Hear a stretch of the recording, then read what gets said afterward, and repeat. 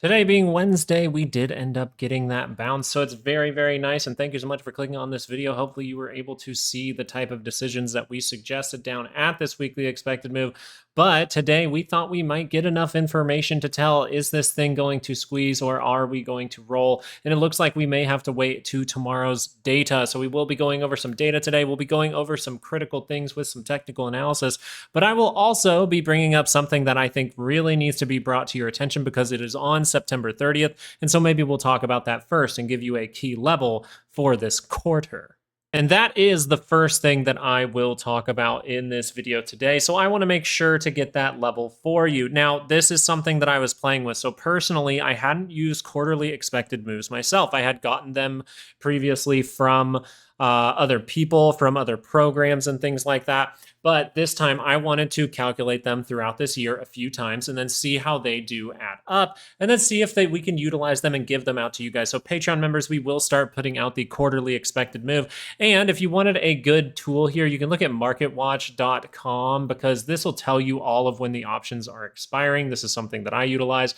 You'll notice that September 30th has this red circle. This red circle means the quarterly expiration is coming up on the 30th. That means that the quarterly Vixpiration is actually going to come up on the, I believe, let me actually pull that up. That would be September 17th. And if you want the expirations for Vixpiration as well, you can see at the top of the screen, macrooption.com. These are the two that I utilize. You'll see right here, September 17th, we do have Vixpiration for what you would suggest is every single month, but it happens with the quarterly OPEX. So now we have two big dates to pay attention to. Now, where was that expected move? Well, I'm going to give you that upside move right now. That upside move for the SPY was 646.54. And so this is a critical level, 646.54. It happens to be like right up in here. We're not going to mark it off on the chart. We just know that it's at these highs. And I just wanted to show how throughout the quarter, we ended up seeing us be able to get there. I think that's fantastic. But notice this, as we get to the end of the quarter, as we start to approach these numbers, we are making all these reversal signals on the daily time frame. That tells us that we need to pay attention if this is going to roll up or roll down, but it does mean that we could remain elevated. We could remain slightly going up into that Vixpiration, maybe into OPEX this month. We could keep going sideways for some time until we actually see the closing of those quarterly options. So I did just want to bring that to your attention. That is just a point to make. Those are some dates to pay attention to, but let's actually go into what happened today and get you guys some daily expected moves now. So if you wanted that level once again for the SPY, I'm just going to read it off to you. So try to use those ears nice and well. 646.54 is the quarterly expected move, and the expiration for that is September 30th, okay? So September 30th at the end of this month. We still have some time to get there, but I wanted you to have the level for the SPY. For the daily expected moves for tomorrow, that would be September 4th. We would actually see 647.70 to the upside for the SPY and 639.78 to the downside. What is the critical thing that we are really watching out for where I don't necessarily want to be in a short position? Well, it would be if this 2 hour is able to cross up, is that going to go positive right away? Yes, it most likely will. So if you see 2 hours, if that data is good tomorrow, we see 2 hours of selling or 2 hours of buying, and that 2 hour lasts and it's able to confirm, it is very likely that we are going to test in these levels, which you'll probably already be there, which means we have a high likelihood to squeeze up to higher levels, and we will watch out for certain forms of divergences up here, okay? They're just because this wants to go for another push, they can leak it out as long as they want, but as long as we are paying attention to the fact that we went to a weekly expected move, we had decisions to make, and that the 2 hour can cross up here, that is something to really pay attention to as it is by the center line. I do not necessarily want to be short, but if we are able to curl up like this, we give one more fake out as we get through that quarterly expected move and we roll down towards next week, or maybe we set up signals for a few days from now, this will be a time where this area will be very critical, and it is still very likely for us to see some kind of downturn into October. And that's not even off the table right now, right? We're talking about the thing we were supposed to react to. Has that happened? No, it has not. We can see that the 30-minute chart is right by that center line, able to reject some kind of downside, but we need to see how that data shapes up in the morning. And so I know I'm going to pull another thing over across the screen here, because we get a lot of data tomorrow. We do get the Challenger job cuts. We will get the ADP employment change. We'll get exports, imports, initial jobless gains, continuing jobless gains, jobless. So a lot of job data. We get the ISM services PMI, a lot of PMI data, a lot of services data, a lot of we have bill auctions, we have oil data coming out and things like that, and we have Fed speakers. So tomorrow's going to be a big day, and then we roll right into Friday with non-farm payrolls and unemployment. So you have a lot going on here. But the first thing is, what do we see in the charts as of right now? We see that the 30-minute has not rolled that position yet. Even though it is still below the 5, it looks like we are waiting for that data in the morning to see that reaction. If we do see that rolling, and I would say even on the 15 or something, you see the 15 kind of climb like this, as that data does come out, I believe at 9 a.m. my time. So the data will come out 30 minutes after the open. That means we can see a couple of 15-minute bars like this, and then you see if that 15-minute rolls, and you will see a nice little divergence here. And that will really tell you, hey, we're going to test the lower weekly expected move again. If we do not see a divergence confirm right here, but just see that pop-off kind of squeeze instead, we would be looking for upside. That's just how it goes. The market can go either way, especially on a data drop. So be ready to trade like water, because you have a lot of data coming out, but the most important of that data will be ISM services PMI coming out 30 minutes after the open. So sum up the SPY real quick. 2-hour turns up, you're looking for that potential squeeze. The 30-minute can roll down. If this can roll down with the data, then you are looking for a second tag of that weekly expected move. And we are looking for a flush. If you do see divergence and things like that, we will point that out in tomorrow's video. The Qs, I wanted to make sure that you do have the quarterly expected move for the Qs as it stands 582.16. Once again, that is 582.16, and look where you are at. Wow, we went right up to it. So yes, I normally would put out this data, but I like to check my calculations myself. And as this was the only like 4th time I've made quarterly expected moves in the last like 3 years, I wanted to start utilizing them more and more, but usually I do focus on monthly and weekly moves for my trading, but quarterly can really help a lot of people out. And since I have YouTube now and I am sharing things that are helpful, I think a quarterly expected move is great for you. So I'm going to read that off again.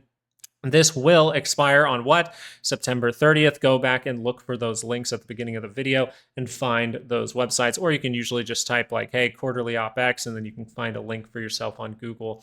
582.16, that is directly right where we saw that resistance come in. A lot of us are going to be saying, ooh, left head, right shoulder, what's going on here?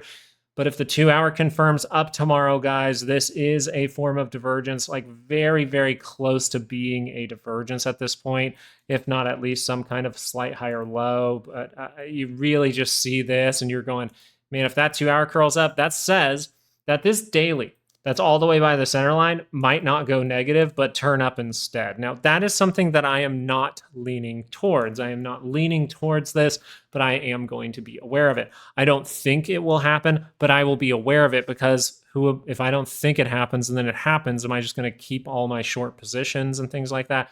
No, but it was nice to be able to take some profit, and that's why I'm glad that we talked about the decision-making area. One of those decisions that I made was, hey, taking profit, leaving some runners, and then I ended up just taking full profit after another day just to go, tomorrow's data looks a little fishy. So if the 2-hour is able to cross up, we will see some continued positivity is what would overall be suggested. This is pretty close to the center line with a possible divergence. I wouldn't say it's exactly there yet, but you see that it's close to the center line. That means that we have the chance to test the high, go make a new one if that 2-hour can cross up.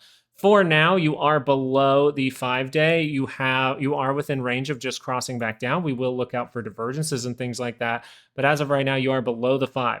So this would tell you the bulls, as we were able to go positive on the 30-minute, the bulls were able to do some good work here.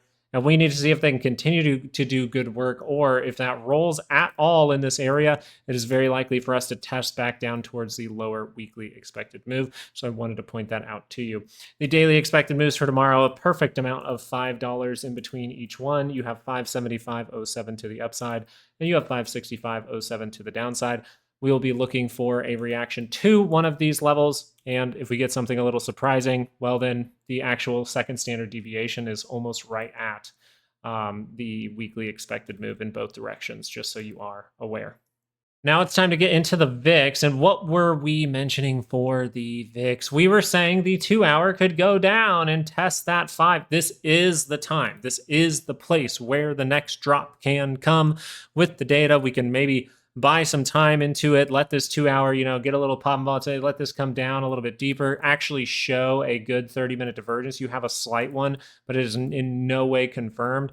But the big thing here is a lot of people talking about, hey, we could just go up, right? We're talking about those type of scenarios, but we still have volatility popped up above the 5. We have volatility pulling back on the 2-hour, ready for its next pop higher. We have the daily chart confirming all of those divergences. We have the daily chart about to go positive for VIX. You have tons of divergence down here.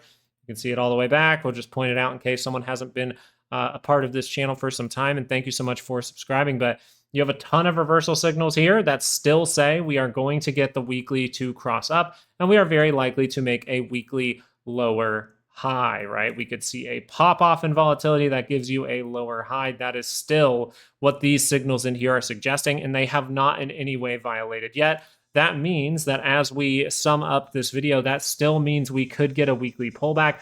But this is why I mentioned something like quarterly OPEX and Vixpiration and this month's OPEX coming up, because we can go sideways or leak this a little bit higher as we head to the upside. And that's perfectly fine. You might get some range bound trading, which would be great. But if we do get a shaky piece of data, overall, the SPY is saying that we are going to get a weekly pullback. VIX is saying we are going to get a weekly pullback, and we have not seen signals that have violated those scenarios at this point, which are the most probable scenarios. So thank you guys so much for watching this video. I really do appreciate it. I know it's not the most extensive one. I got a dinner to get to tonight with baby girl and baby mama. So we have to go, but overall, the summary here is if the 2-hour crosses up, it is very likely that you're going to test the high, maybe even go to the upward weekly expected move. If we are going to solidify a negative trend here, then you would like to see a rejection from the 5 with tomorrow's data. You would like to see a flush, to be 100% honest with you. And I just want to be aware if any kind of divergence is formed at this weekly expected move, if they want to try to shoot stocks up for that quarterly OPEX, which ends September 30th. Okay, so hopefully you were able to get this. If you need to rewind and get those levels, get those links and things like that, that's perfectly fine. If you look in the description, there are some courses and things like that. If you need any help with utilizing these weekly expected moves, learning about the things that are important to learn about in order to trade, or if you want to join Patreon, Patreon is down there in the link in the description. We will most likely be putting out some key things on Patreon over the next couple of days when we do see things confirmed. So thank you guys so much. I hope you have a fantastic night, and peace out.